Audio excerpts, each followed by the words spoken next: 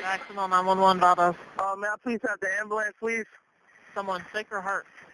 Somebody's been shot. It was the day after Thanksgiving, Black Friday. Jordan Davis, a Wolfson High School student, had just left the mall with his friends when they stopped at this gate gas station to grab a snack. 17-year-old Jordan and his friends waited in this red SUV while the driver went inside. 45-year-old Michael Dunn, a Brevard County software developer, had been at his son's wedding in Orange Park and was on his way to a hotel when he and his girlfriend stopped to get a bottle of wine. A chance encounter placed them next to each other in the parking lot.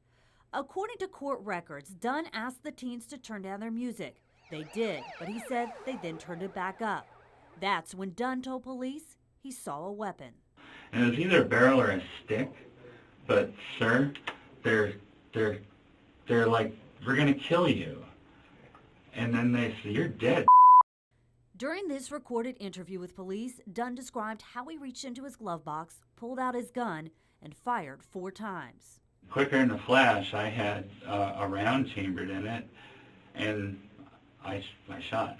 Now, for the first time, Dunn is reaching out to First Coast News. In a letter, he writes, "This case has never been about loud music. This case is about a local thug threatening to kill me because I dared to ask him to turn the music down."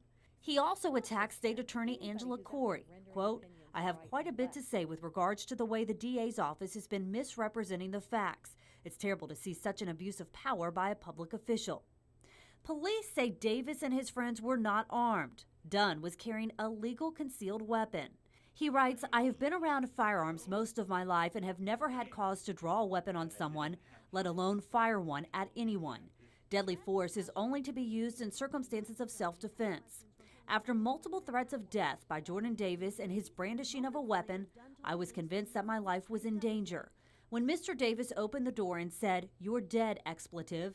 This expletive is going down now,' I was convinced that the loss of my life was imminent. I had no choice but to defend myself. I am not a murderer. I am a survivor." The letter came in response to one we sent Dunn in jail requesting an interview.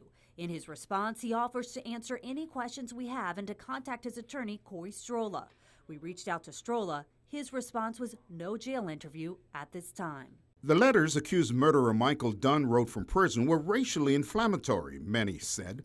They included comments about the Duval County Jail's African-American population, saying it's made up of thugs.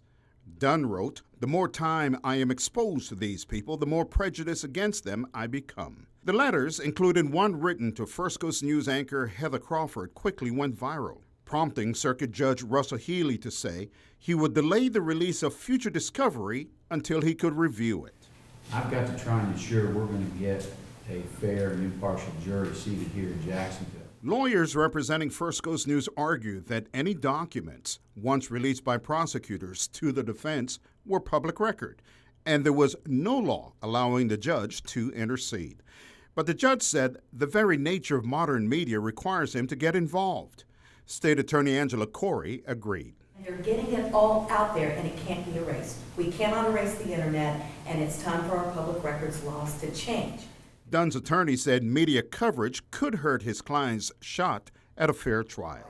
Nobody could have foreseen that adverse hostile publicity, but it happened. The judge admitted he found the attention surprising. On some of these websites across the country about this, which, again, just kind of confounds me. I mean, it's Jacksonville, just a regular town. I don't understand it. Practically every Sunday after church, Lucia McBath spends time here at Jordan Davis's gravesite, not far from her suburban Atlanta home. So this is where he's buried? Mm-hmm. Right here where the yellow flowers are. I guess when I come out here, I know that God has given me a whole new life, a whole new job as a gun safety advocate. And I guess I come out here to get rejuvenated.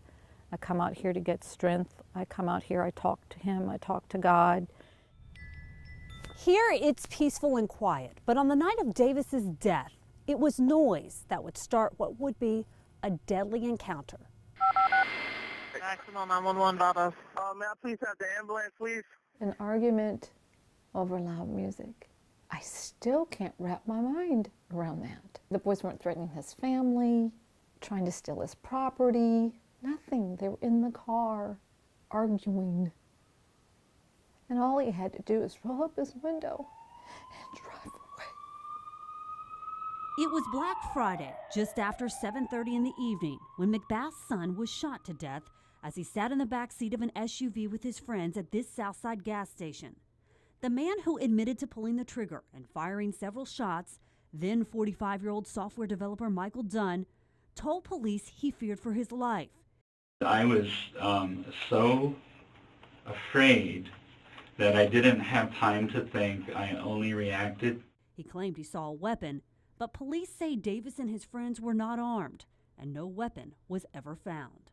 I just want him to know that even though I have the freedom to live my life, I don't have who I love. And even though he does not have the freedom to live his life, he still has in his life who he loves. That's never been taken away from him. Dunn never called police that evening. Instead, he spent the night at a Jacksonville hotel with his girlfriend and ordered pizza before driving back to his Brevard County home the next morning, where he was arrested and charged with murder. He didn't just murder Jordan, he murdered our future. You know, I'll never have grandchildren. I'll never have a daughter-in-law. I'll never have great-grandchildren. All that future has been taken away. Dunn has pleaded not guilty. While McBath waits for her son's killer to go to trial in February, she knows he could walk free. Florida was the first state in the nation to pass the controversial Stand Your Ground law, which allows anyone who fears death or great bodily harm to defend themselves without a duty to retreat.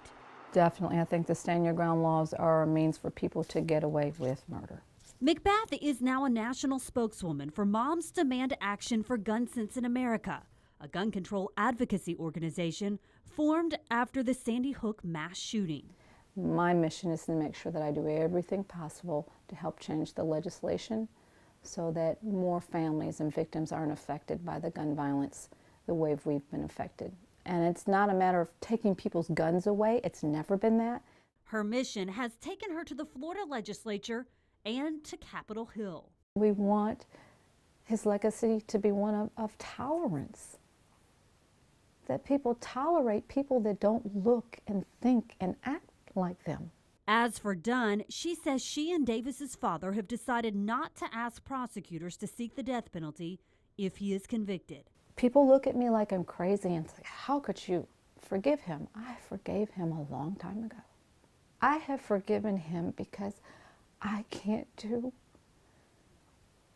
what I'm called to do if I carry that like an albatross around my neck. Regardless of the verdict, she says there won't be closure until the gun laws are changed. Once the laws are changed, then that completes the closure, because then we will really receive justice for Jordan and justice for Trayvon and justice for all the children at Sandy Hook and Virginia Tech and Aurora. Even though the fight is pretty huge and it's not going to change overnight, I know that it will happen.